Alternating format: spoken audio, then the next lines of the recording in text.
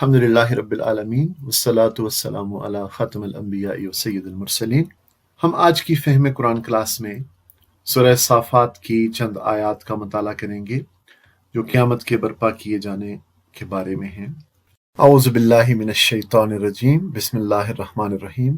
آخرت کا انکار کرنے والوں کا ذکر ہے کہ یہ کہتے ہیں کہ اذا متنا، کیا جب ہم مر جائیں گے، وکننا ترابا اور مٹی ہو جائیں گے، وَعِظَامًا اور ہڈیاں ہو جائیں گے، أَإِنَّا لَمَبْعُوثُونَ تو کیا اس وقت ہم پھر زندہ کر کے اٹھا کھڑے کیے جائیں گے، أَوَآبَاؤُنَا الْأَوَّلُونَ اور کیا ہمارے اگلے وقتوں کے آباء و اجداد بھی اٹھائے جائیں گے، قُلْ نعم ان سے کہو ہاں، وَأَنْتُمْ دَاخِرُونَ اور تم خدا کے مقابلے میں بے بس ہو، فَإِنَّمَا هِيَ زَجْرَةٌ وَاحِدَةٌ پھر بے شک وہ تو ایک ہی جھڑکی ہوگی، فَإِذَا هُمْ يَنْظُرُونَ پھر وہ یکا یک اچانک دیکھ رہے ہوں گے، یعنی یہ اپنی آنکھوں سے وہ سب کچھ جس کی خبر دی جا رہی ہے دیکھ رہے ہوں گے۔ وَقَالُوا يَا وَيْلَنَا اور تب یہ کہیں گے کہ یا ویلنا، ہائے ہماری تباہی، ہائے ہماری کم بختی، ھذا یوم الدین یہ تو جزا کا دن ہے۔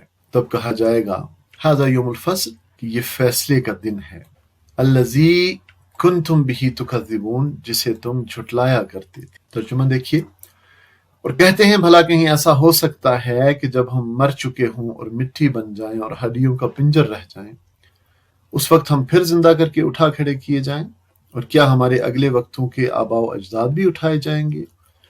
ان سے کہو ہاں، اور تم خدا کے مقابلے میں بے بس ہو، بس ایک ہی جھڑکی ہوگی اور یکا یک یہ اپنی آنکھوں سے وہ سب کچھ جس کی خبر دی جا رہی ہے دیکھ رہے ہوں گے۔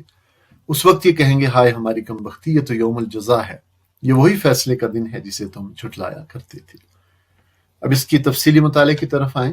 پہلی دو آیات جس میں وہ یہ کہتے ہیں کہ یہ کیسے ممکن ہے کہ جب ہم مر جائیں اور مٹی اور ہڈیاں بن کے رہ جائیں تو پھر زندہ کر کے اٹھا کھڑے کیے جائیں، اور کیا ہمارے اگلے وقتوں کے آباء و اجداد بھی اٹھا جائیں گے جنہیں فوت ہوئے صدیاں گزر چکی ہیں اور ان کی ہڈیاں تک بھی مٹی میں مل چکی۔ قل نعم ان سے کہو ہاں، ایسا ہوگا، یعنی تم اور تمہارے باپ دادا مٹی اور ہڈیاں ہونے کے بعد دوبارہ اٹھائے جاؤ گے۔ کفار مکہ کے اس اعتراض اور انکار کو قرآن حکیم میں بہت سے مقامات پر ذکر کیا گیا ہے، اور اس کا جواب بھی کئی طرح سے دیا گیا ہے۔ اس مقام پر بھی یہی مذکور ہے۔ غور کیجئے کہ انسان کی پیدائش مٹی سے ہوئی ہے، پھر وہ زندہ ہو کر بھی مٹی یا زمین سے جدا نہیں ہوتا، بلکہ اس کی تمام ضروریات مٹی یا زمین ہی سے وابستہ ہوتی ہیں، اور مر کر بھی وہ اسی مٹی میں دفن ہوتا ہے۔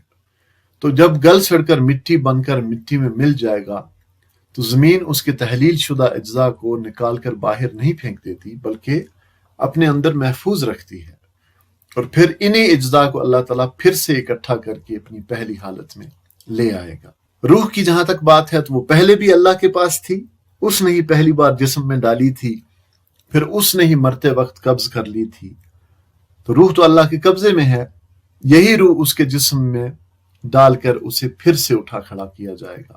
اور زمین میں پڑا ہوا بیج پڑا ہی رہتا ہے، اور جب اس کے اگنے کا موقع آتا ہے اسی وقت اگتا ہے، اس سے پہلے نہیں اگتا، اور بیج کبھی مکس نہیں ہوتے۔ مطلب یہ کہ آپ مختلف قسم کے بیج ایک زمین میں ڈالیں تو ہر بیج سے اس کی اپنی نوع ہی نکلے گی، کچھ اور نہیں نکلے گا۔ اسی طرح جب تمہارے دوبارہ جی اٹھنے کا وقت یا موسم آئے گا، اسی وقت تم بھی اور تمہارے آباء و اجداد بھی جی کر زمین سے نکل آؤ گے، اور دوبارہ زندہ ہو کر تمہارے آباء و اجداد اور تم سب کے سب اللہ کے حضور حاضر ہو جاؤ گے۔ وَأَنْتُمْ دَاخِرُونَ اور تم خدا کے مقابلے میں بے بس ہو، عاجز ہو، یعنی تم اس حال میں اٹھائے جاؤ گے کہ اللہ تعالیٰ کی قدرت کے سامنے بے بس اور عاجز ہوگے۔ تمہاری مرضی پہلے کہاں چلی تھی جو اب چلے گی؟ دیکھیے، اللہ تعالیٰ نے جب چاہا، جس دور میں چاہا، جس علاقے، جس قوم میں چاہا، جس گھرانے میں چاہا، جس شکل و صورت، جس جنس میں چاہا پیدا کر دیا، ہم اس کو روک نہیں سکے۔ اسی طرح زندگی کے مختلف مراحل ہیں، بچپن ہے، لڑکپن ہے، جوانی ہے، پھر بڑھتے بڑھتے انسان ادھیڑ عمر اور بڑھاپے تک پہنچتا ہے۔ ان میں سے کہیں بھی ہمارا بس نہیں چلتا، یعنی ہم یہ نہیں کہہ سکتے کہ جی مجھے تو بچہ ہی رہنا ہے، اس سے آگے نہیں جانا، مجھے تو جوان ہی رہنا ہے، اس سے آگے نہیں بڑھنا، بلکہ سب اللہ کی مرضی ہی چلتی ہے، ہم کہیں بھی اس کو روک نہیں سکتے۔ اسی طرح جب ہمیں موت آتی ہے تو اس وقت بھی ہم بے بس ہوتے ہیں، اور جب اگلی زندگی میں زندہ کر کے اٹھائے جائیں گے تو اس وقت بھی ایسے ہی بے بس ہوں گے۔ وَأَنْتُمْ دَاخِرُونَ کا یہی مطلب ہے کہ تم تو اللہ کی قدرت کے سامنے بے بس ہو۔ پہلے تمہاری مرضی کہاں چلی جو اب چلے گی؟ تمہاری پیدائش میں، تمہاری زندگی میں، تمہاری موت میں تمہاری اپنی مرضی کا کوئی عمل دخل نہ تھا۔ جب اللہ نے چاہا اس کے ایک اشارے پر تم وجود میں آ گئے۔ جب وہ چاہتا ہے اس کے ایک اشارے پر تم مر جاتے ہو، اور پھر جس وقت وہ چاہے گا اس کا ایک اشارہ تمہیں اٹھا کھڑا کرے گا۔ اور دوسرے معنی داخرون کے ہیں ذلیل اور حقیر ہونے کے، یعنی نہ صرف تم سب کو اٹھا لیا جائے گا بلکہ اس وقت تمہیں اپنے اس کفر اور انکار کے باعث ذلت اور خواری کا سامنا بھی کرنا پڑے گا۔ اور ایسی ہی بات سورہ نمل میں فرمائی گئی ہے، وَكُلٌّ أَتُوهُ دَاخِرِينَ، کہ وہ سب کے سب اس کے سامنے یعنی اللہ کے سامنے عاجز ہو کر کان دبائے حاضر ہو جائیں گے۔ تو کہاں گئی وہ کر و فر، وہ شان و شوکت، وہ اقتدار، وہ جاہ و حشمت؟ سورہ حاقہ میں ایک شخص کی مثال دی گئی ہے کہ جو دنیا میں بڑے اقتدار والا تھا، کہ وہ کہے گا یا لیتہا کانت القاضیہ، کہ کاش وہ موت جو دنیا میں آئی تھی فیصلہ کن ہوتی، خاتمہ کرنے والی ہوتی۔ ما اغنا انی مالیہ، میرا مال میرے کچھ کام نہ آیا۔ ہلک انی سلطانیہ، میری سلطنت، میرا سارا اقتدار ختم ہو گیا۔ تو اللہ کے سامنے عاجز ہو کر حاضر ہونا پڑے گا۔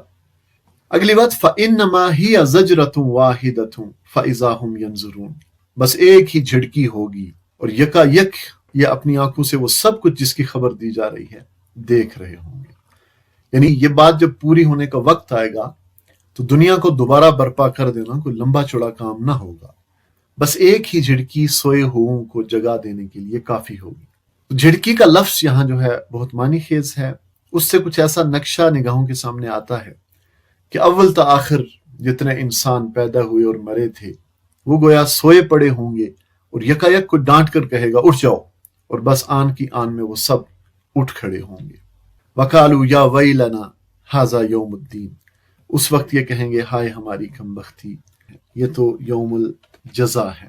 یہ قیامت والے دن کافروں کا اپنے تئیں ملامت کرنا اور پچھتانا اور افسوس اور حسرت کرنا بیان ہو رہا ہے کہ وہ نادم ہو کر قیامت کے دن کہیں گے کہ ہائے ہائے یہی تو روز جزا ہے۔ تب کہا جائے گا ھذا یوم الفصل، یہ وہی فیصلے کا دن ہے، الذی کنتم بہ تکذبون، جسے تم جھٹلایا کرتے تھے، جس کا تم انکار کیا کرتے تھے۔ ہو سکتا ہے یہ بات ان سے اہل ایمان کہیں اس وقت، ہو سکتا ہے یہ فرشتے کہیں، اور یہ بھی ہو سکتا ہے کہ یہ لوگ خود اپنے دلوں میں اپنے ہی آپ کو مخاطب کر کے کہیں کہ دنیا میں تو ساری عمر تم یہ سمجھتے رہے کہ کوئی فیصلے کا دن نہیں آنا ہے، اب آ گئی تمہاری شامت، جس دن کو جھٹلاتے تھے وہی سامنے آ گیا ہے۔ ترجمہ ایک بار پھر دیکھ لیجئے۔ اور کہتے ہیں بھلا کہیں ایسا ہو سکتا ہے کہ جب ہم مر چکے ہوں اور مٹی بن جائیں اور ہڈیوں کا پنجر رہ جائیں، اس وقت ہم پھر زندہ کر کے اٹھا کھڑے کیے جائیں؟ اور کیا ہمارے اگلے وقتوں کے آباء و اجداد بھی اٹھائے جائیں گے؟ ان سے کہو ہاں، اور تم خدا کے مقابلے میں بے بس ہو، بس ایک ہی جھڑکی ہوگی اور یکا یک اپنی آنکھوں سے وہ سب کچھ جس کی خبر دی جا رہی ہے دیکھ رہے ہوں گے۔